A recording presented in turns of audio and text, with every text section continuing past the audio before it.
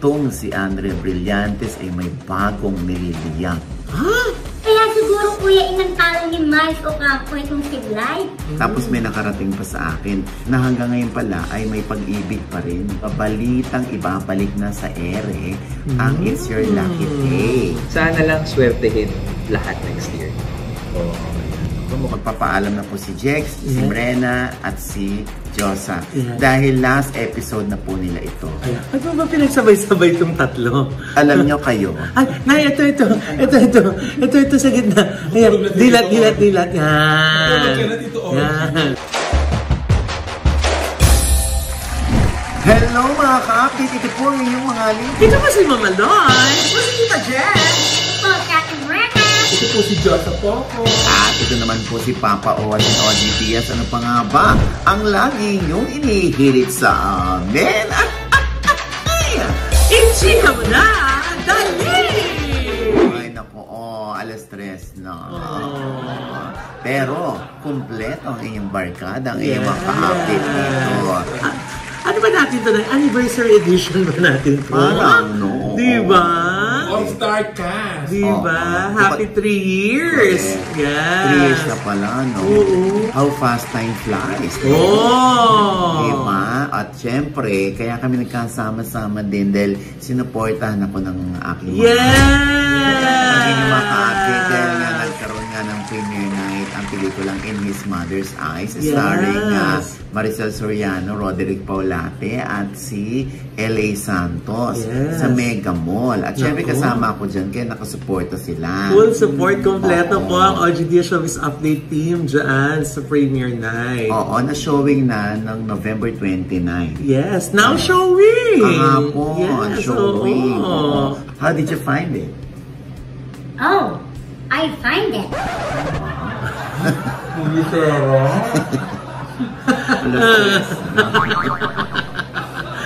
Tingin natin yung mga reaction nila, Nay. Jegs. Unahin natin kasi. Ako sobra akong naiyak. Iyak ako ng iyak kasi parang slight nakaka-relate din ako dun sa story. Tsaka natuwa lang ako kay Kuya Dick kasi yung acting niya, yung very Roderick Paulate dun sa mga dati niyang pelikula. Sila ni Maricel. Tawang-tawa talaga. May titik, no? Ng Roda. Diba? Ikaw naman, Johnson. Ito na nga po, Tito Oji, Mama Loy. Masaya-masaya ako dahil in 3 years, hindi ako nakakapanood ng movie. So, excited ako manood. Masaya-masaya ako. Kaso paglabas ko, putong-puto ang mata ko. alam mahadera ka. Alam kung bakit. Kinukunan niya talaga yung lumuluha siya. Hindi siyempre nakakabulahaw siya. Ayan, nagre-reklamo lahat na nasa likod namin. Kasi sabi, panira ka ng moment. Umiiyak kami, tas biglang may mga nagpa-flash. Hindi, para Tito Oji, paano ko siya may papromote at paano ko masasabi na talagang nakakaiyak kung hindi kita sa mata ko. Dahil mahirap ako paiyakin, Tito Oji. Parang sinusumbat mo pa yata sa pelikula yung So, ibig sabihin, kapag napayak niyo ako, ibig sabihin, napakaganda talaga ng pelikula. naman pala. Kaiyak talaga yun. So, pero wala kang pakialam sa paligid mo na ayaw makakita ng liwanag mo na sa cellphone mo. Sorry naman po. Anyway, ikaw naman, Brenna.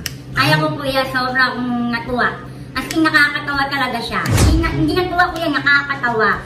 At the end, nakakaiyak siya kuya. As in, sobra. Sobra akong na-touch. Thank you. Baka naman dahil pagsip-sip niyo lang sa akin. Hindi kuya, as in, ang ganda ng istorya niya. Ang ganda talaga. Ang ganda. Ikaw naman, Doy. Ay, naku, Nay. Ito na nga.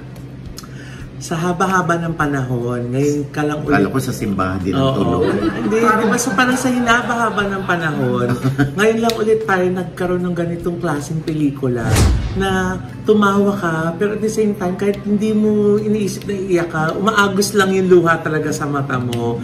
Yun kumbaga pag tinanong ko, ano yung mga best films of all time?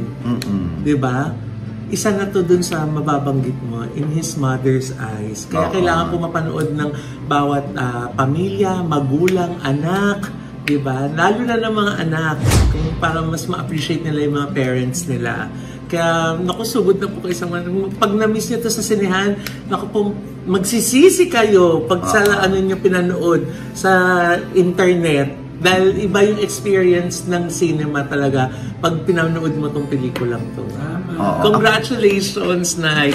Ganyan, kaya nga sinabi ko ng exit interview ko, sabi ko, nung pagbukas ng ilaw, gusto kong yakapin lahat ng artista na kasali doon. Kasi parang naramdaman mo, tsaka gusto mo mag-thank you sa kanila na thank you for a very beautiful movie. Yun din sinabi ko ka Direk FM Reyes na congratulations. Sabi ko, salamat po, pina-experience sa amin yung ganitong klaseng pelikula. Ako naman tuwan-tuwa sa paglabas ko. Kasi unang-una, walang pumuri sa inyo sa paglabas. Ako na lang ang pupuri. Tuwan-tuwa ako nang lumabas ako.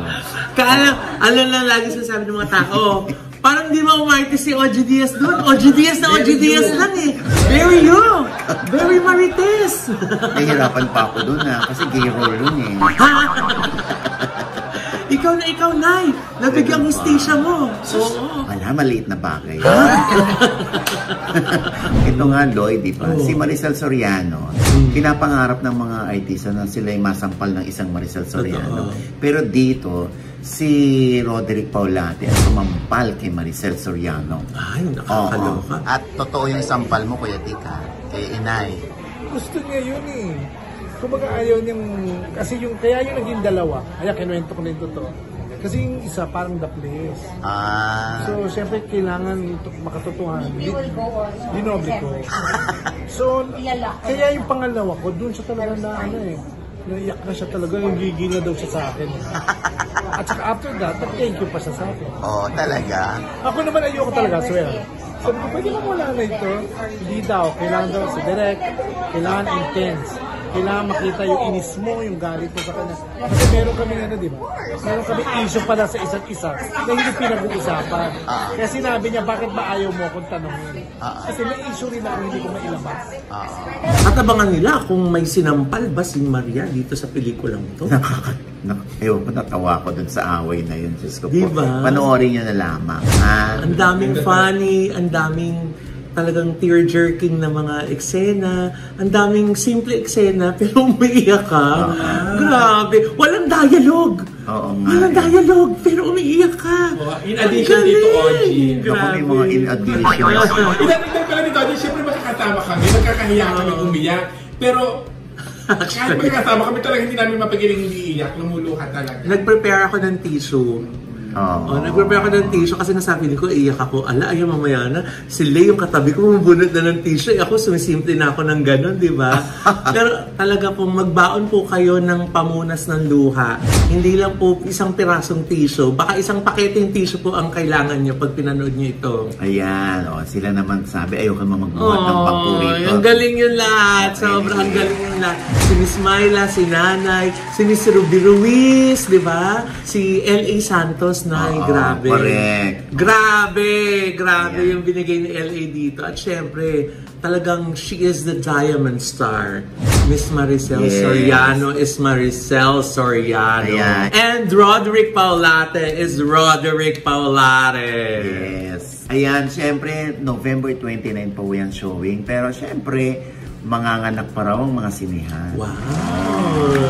Congratulations in advance sa atin, ha? Yes. Sana ay magsuburan ang mga tao sa mga sinihan para naman tulungan natin ang pelikulang Pilipino.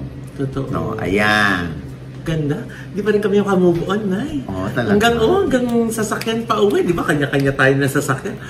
Yun ang pinagkukwentuhan. Yung pa rin pelikula. Di ba? Basta huwag nga ikwento. Ayan.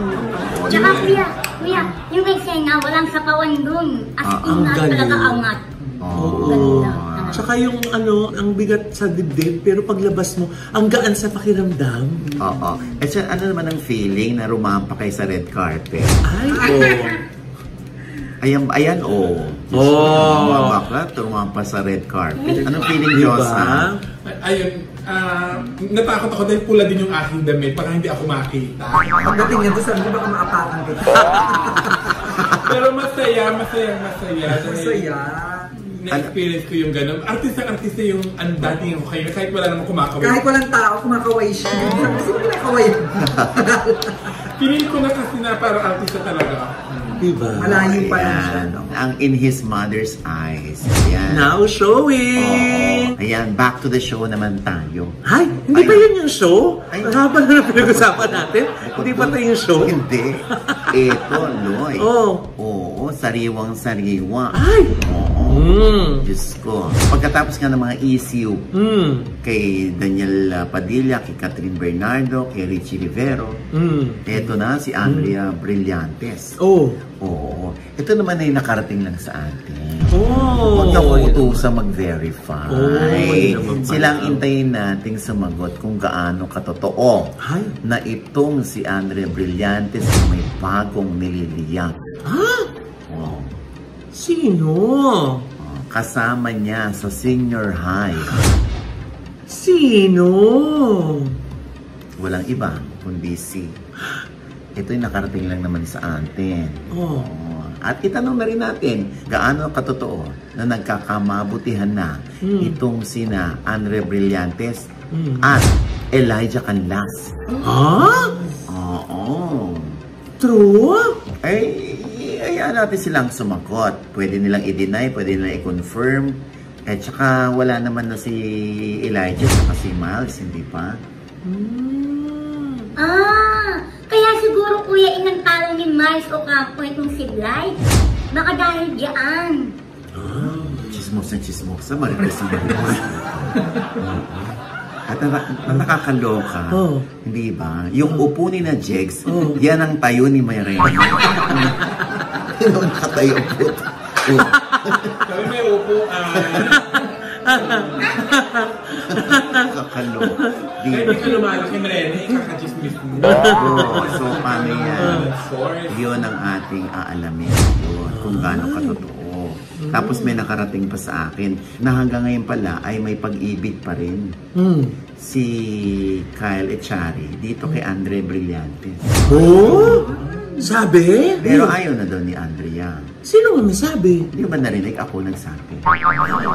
Nasa kaliwa ka kasi. Sorry, nasa kaliwa. Hindi ako nagsabi, pero depende sa kanila kung ito'y aaminin nila at i-deny nila. Kasi yun lang naman ang nakarating sa atin. Diyos ko, napanood niyo ba yung latest ng senior high? Nakakaloka. Kung saan nagkarpintero si Kyle Echari, naghubad siyang ganun. Nakatopless, tapos nagpapala siya. Ay, Diyos ko, ang pula ng juto. Ay! Talaga ba? Andrea, yung pinapangarap namin, inaayawan mo. Ha? Teka, Oh. hindi rin kaya yan din ang rason kaya nag-unfollow si Chi Filomeno kay Andrea? Bakit? Kasi di ba close si Chi Filomeno kay Miles Ocampo? Kaya siguro inunfollow ni Lois and dahil si Andrea. Ay, sandali. Anong kinalaman ng pag-unfollow ni Loisa kay Andrea? Baka may gusto si Andrea Brillantes kay Ronnie Alonte. Grabe ka naman. Parang ngayon lang namin nabalitaan yan. Nag-invento ka dyan, Diyosa. Paano? May mga entry sila na mga unfollow kay Andrea. Kaya gumawa na din ako ng entry. Sabi lang ako. Kaya hindi tunay.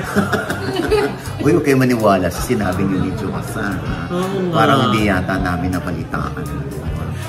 Anyway, linawin na lamang nila yan kung nagkakamabutihan na raw si Elijah at si Andrea. Talaga? Oo, Diyos ko. Anyway, hindi naman natin alam kung yun ba ang dahilan ni Miles Ocampo, kung bakit niya in-unfollow si Andrea. Or, in the first place, hindi naman talaga pina-follow ni Miles si Andrea. Diba? Parang si Robby. Si Robby na tataka. And speaking of Robby Domingo pala, nabanggit mo yan. Oo. Dahil nakausap ko si Robby, di ba? Yung second part ng ating interview. Kasi nga, di ba, balitang ibabalik na sa ere ang It's Your Lucky Day. Wow! Oo. At ito yung mangyayari daw, Ang balita namin ay sa February. Ay, syempre, yan ay tinanong natin kay Robby. Ano sabi? Robby, pakisagot. Wala pa akong confirmation regarding that. Naririnig ko rin yan, mga folks. Sana lang swertehin lahat next year. Ayan. Mukhang makahulugan yan sana yung swertehin next year, Wala pa akong sasabi. So, intayin na lang natin, Lloyd, kung ito ay confirm.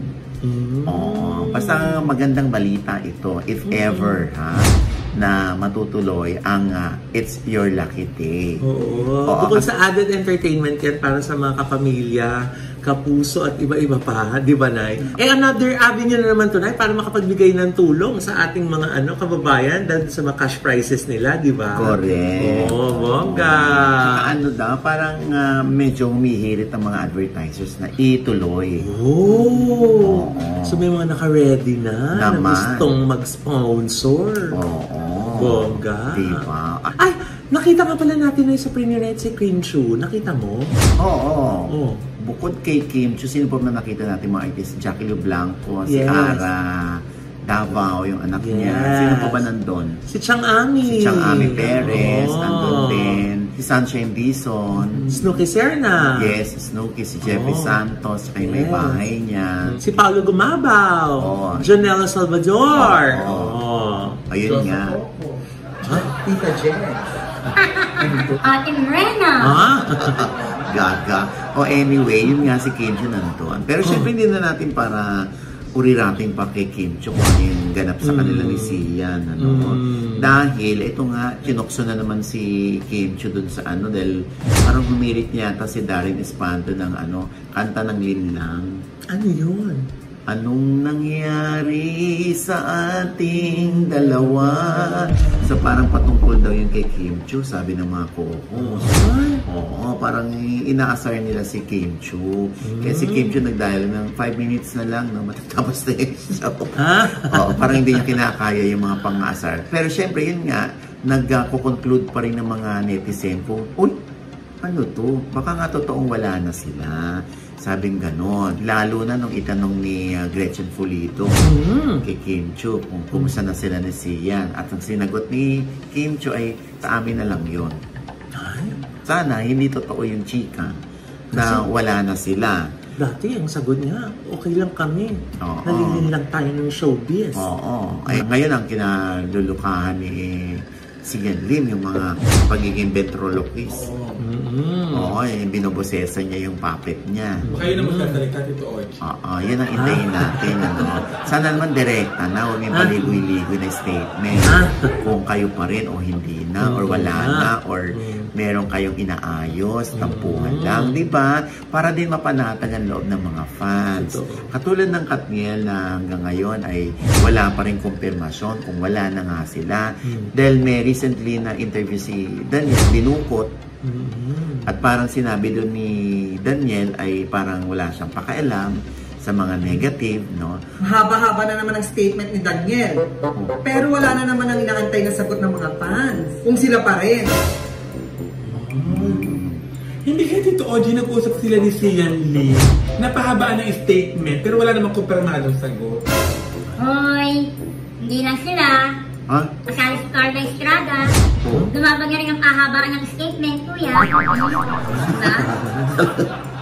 Ba't gano'n yung sagot? Parang naging essay writing contest. Tapos ako na may ibabas. Alas 3 na. Yes or no lang naman. Nagkaroon ng 2 pages, 352 words. Ayan natin, alam mo, hindi natin pwedeng idikta sa mga artista kung anong dapat nilang isagot. Yun ang trip nila, yun ang nararamdaman ng puso nila, yun yung parang para sa kanila baka lang may chance pa na magkaayos. Kaya yun ang sinasabi nila. Di ba? Ang importante, kahit paano, nakakakuha tayo ng sagot mula sa kanila. Kuya! Ang haba-haba ng statement mo. Nahawa ka na sa kanila, no? Ewan ko sa inyo. Hindi. Kumbaga binibigyan lang natin ng katwiran. Yung mga sitwasyon, yung mga sinasabi nga nila. Anyway, di ba? Lagi ko naman sinasabi rito na kung may gusto sana maplansya, kung may gulo, sana magkaayos. Yan naman, sana magkaayos. Sana magkagulo. Huwag naman, Ten. Sana magkaayos. Oo, magkaayos naman sana. Blah, blah, blah. Magpapasko. Ano ba pinagsabay-sabay itong tatlo? Alam nyo kayo. Ay, ito sa gitna. Ayan, dilat. Yan. Kaya talaga. 3 a.m. eh. Salbahe kayo. O anyway, ayun ang hintayin natin ha. Siyempre makarating sa atin. Yun nga, yung ikalulungkot na balita ng mga fans. So sana hindi totoo. Naku, ayun ka na naman sa sana hindi totoo. Kasi mga netizen, alam na yan. Ay naku, Diyos ko. Teka, mag-iisip na ako ng ibang statement next time. Oo. Kakaloka. Iklian mo na ha. And with that, mga kaibigan, ito po ang inyong mga link. Ito po si Mama Loy. Sa lahat po ng mga manonood namin na hindi pa namin subscriber. Sana po mag-subscribe na kayo. Kasi Ayun na tayo nga. Ayun na naman sana mag-subscribe. Huwag mo silang inuutusan naman, boy. Adi, unsubscribe. Uy, wow! Aray! Huwag naman, subscribe. Kasi nga sasabihin ko nga mag-subscribe sila kasi nga road to 1 million na tayo na. 900,000 na ang ating followers. Yes, na po kami. Diba? Wow! Thank you so much po. Kaya kung dito ho namin kayo subscribe now na. I-click lang po yung subscribe button na nandyan sa ibaba. At kung ibigay pa ang aming episode niya at meron kayong komento sa lahat ng aming chika, i-comment nyo na po yung below, i-click ang like button at huwag kalimutan i-click ang notification bell. Dahil pag-click niya, kayong unang-una manonotify na meron kaming latest update. At syempre pa, ang kanya-kanya naming channel. Yes, sana mag-subscribe po kayo sa channel ko. That's Mamaloy. M-A-M-A-L-O-I. Thank you very much, Dr. Hayapakis of Victoria's Skin and Dr. JC Solis of Gorgeous Smile Dental Clinic para sa aming gorgeous na mga ngiti. Syempre, sa Tita Jegs channel, may bago po akong vlog dyan. Panoorin niyo po. At kaya pasalamatan ko lang, mabilis lang ang Iconic Star, ang Lux Premier Beauty and Wellness, at ang N-Transition PH. Thank you po! Yes! Sino pang babati para walang TF? And Rena? Yes, hello po! Hello mga ka-update, follow naman po ako ng aking FB page. At Rena po, M-R-E-N-A. Ikaw naman. At ako naman, syempre magpapasalamat tayo sa Ideal Vision. Pagkasuplada. And Pagkasuplada. Nire-reklamo ng staff. at syempre, mga sabi bakit ang ganda ng hair ko. Ayan, gawa po ito ng Headway Vera Salon. And please subscribe din po sa lahat po ng aking social media account. Joseph po. Ayan, at Pero syempre. diba, Jex, ayaw mag-host. Ha? Ayan. Go na daw! Ako na ba? At syempre pa ang aking channel, ang aking panayang pa rin sa GoPings. Sina Chao Mapa, Eric Proctuso, at Mark Anthony Fernandez na crush ni Jex. Nakaka-throwback, diba? Oo, diba? At nasa I1 TFC na rin po. At pakifollow na rin po akin pong OGBS TV fan page po sa Facebook po yan. Ayan. At syempre pa, ito pa rin po ang inyong lingkod, Papa Osin OGBS, na lagi nagsasabi at nagpapaalala sa inyo na sa tuwing gigising po tayo, tuwing umaga, wag po tayong makakalimot na magpasalamat sa Panginoon dahil tayo kanyang ginising. Ibig sabihin, may mission pa rin po tayo sa buhay. Sabay sabing, Every gising is a blessing! At ano pa nga ba ang lagi niyong inihirit sa amin? Ichika mo na! Dali! Happy anniversary! Hindi kami mag-anniversary kundi dahil sa inyo. Yes, thank Kasi you. mahal nyo kami. Salamat mga ka-updates! Salamat sa lahat ng naniniwala sa amin, sa lahat ng nagtatanggol sa amin, Yes. at sa lahat ng malalawakang utak pagdating sa pagtanggap ng mga issues Yes. na aming ibinabahagi dito sa inyo. Ayan. Maraming salamat po ulit. At syempre, bilang third anniversary po namin, ay magpapaalam na po si Jex, si Rena, at si Josa. Dahil last episode na po nila ito. Oo. Paabot ko kami ng 14. Natapos na tayo sa susunod naman ulit. Siyempre pala ibig sabihin. Oo.